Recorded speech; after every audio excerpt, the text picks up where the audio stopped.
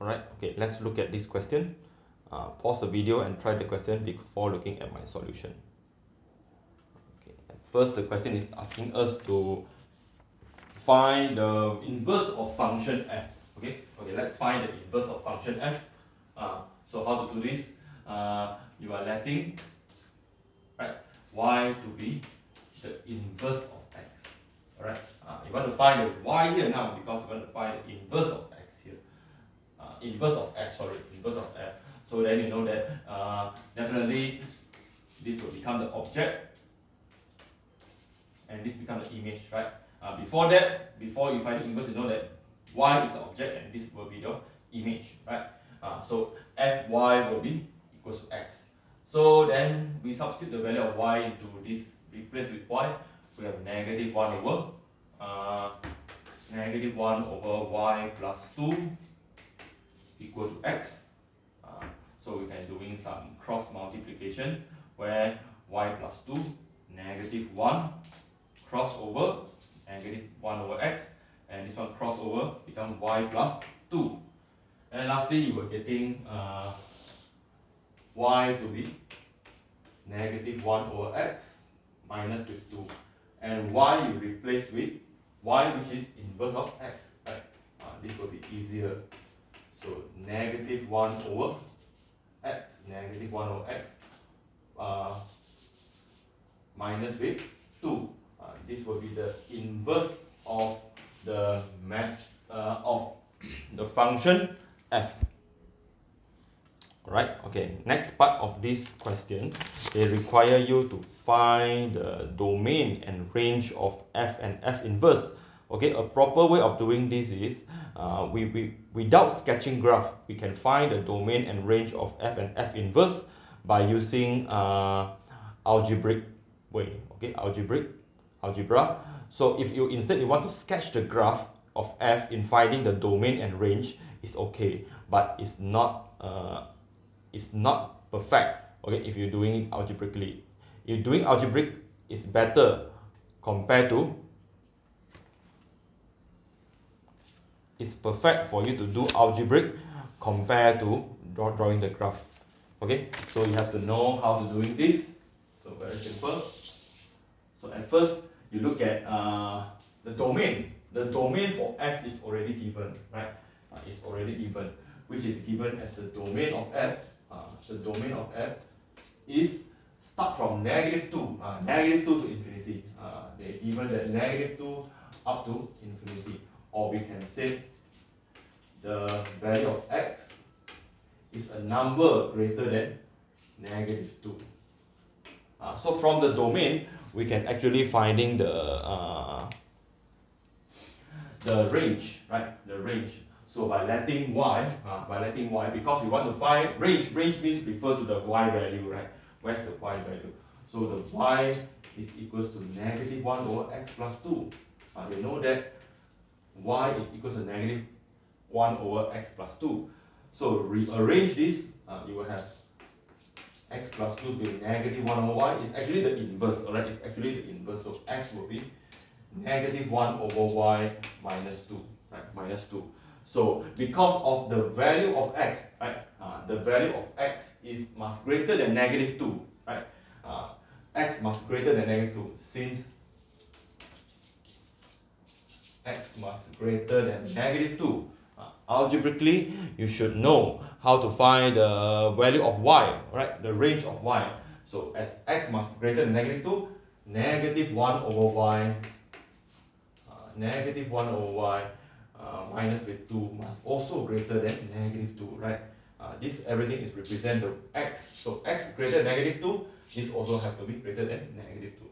So then as solving this, I have negative 1 over y greater than 0. Negative 2 plus 2, 0. So you multiply both sides by negative, you have 1 over y, then less than 0.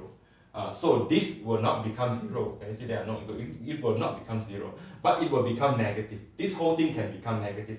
This is tell you that this is negative, right? This expression here, algebra expression here is negative. So when does this become negative? 1 is positive. So this whole thing become negative when the denominator is negative. So it means that y is less than 0, right? Y is less than 0. Means that the solution for this is y less than 0. So this tells us that actually the range refer to y. So which is negative infinity up to 0. So this is the range for f, and this is the domain for f, right? So definitely after you have already find the range of f and the domain range of f and the domains for f, as you know, based on the properties of range and domain, you know that the domain of f is always the same as the for inverse function, the same as the range of f inverse, and the range of f will be the same as the domain of f inverse. So from this you can observe the domain of f is greater than -2. So definitely the range of f inverse also something -2 to infinity, and the domain for f inverse will be the same as the range of f. Range of f is -infinity up to 0, right? This is we finding the domain and range algebraically. This is the understanding of mathematics. Okay, we learn mathematics by understanding algebraically. So later on we try to using what's the algebra here described by this algebra here in sketching the graph. Alright, let's see how to sketch the graph of f and f inverse on the same coordinate axis. Alright, okay, let's sketch the graph of f and f inverse on the same axis. So before that, you should know the graph.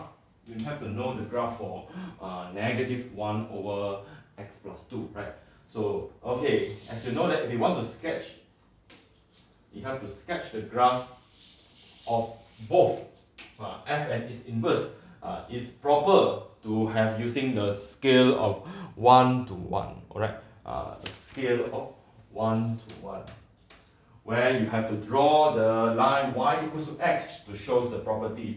So we have 1, 1, and 2, 2, -1, -2, -1, -2, right?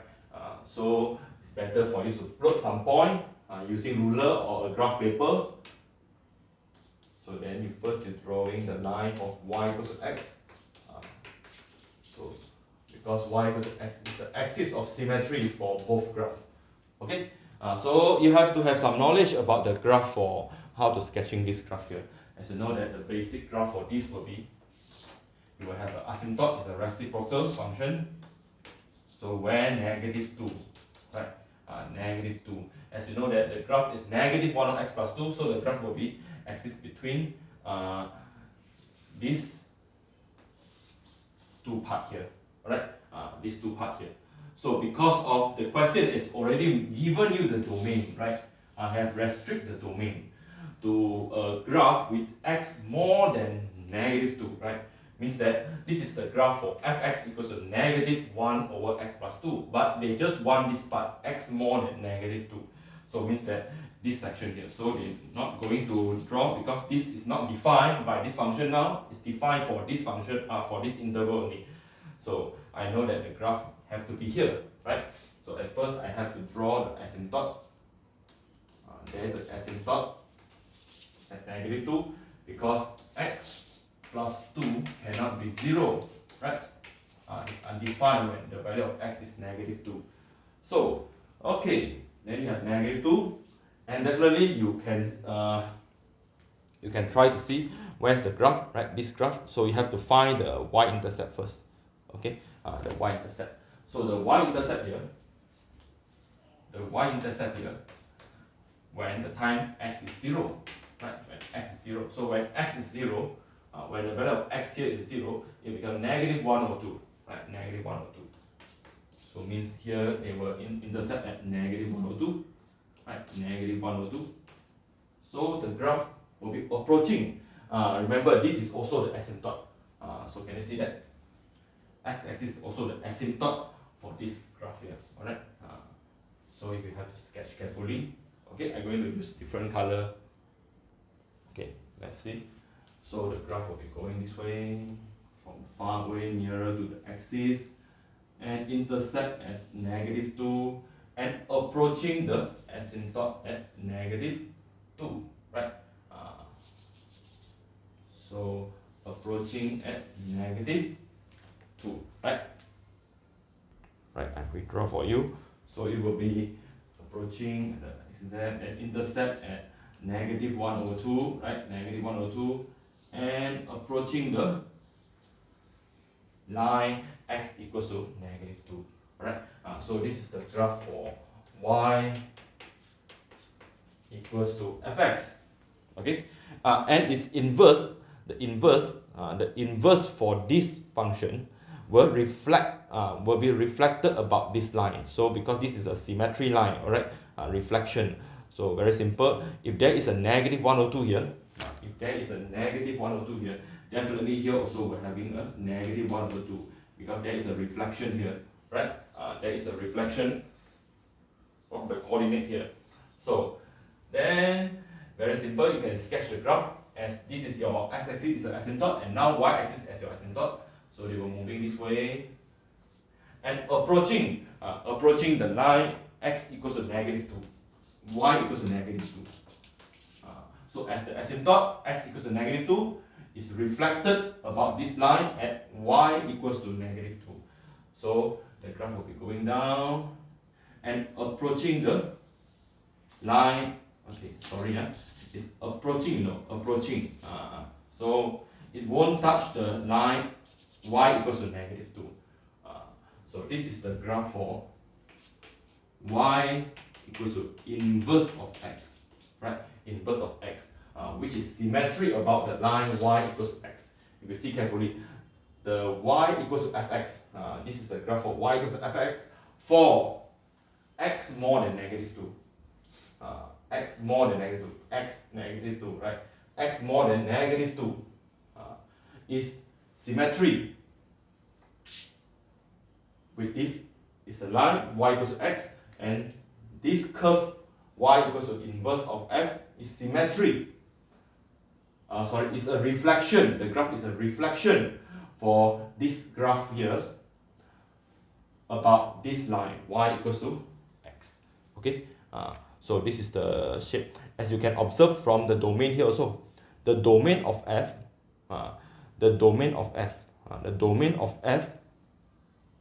right, and the domain for f, this is your fx, right? The domain will be the same as the range for this graph, right? The range is -2 up to infinity, right? -2 up to infinity. But the domain for this graph is -2 up to infinity. And if you see carefully, the range for f, the range from f is -infinity up to this graph here, okay? -infinity up to 0, right? Negative up to 0, and will become the domain for this, right? Will become the domain for this graph for inverse, -infinity up to 0. So that's the properties, right? Okay, hope you understand. In sketching two graphs on the same axis, you have to show that they are symmetry about the line y equals to x. Alright, that's very important. Okay, that's all for this video.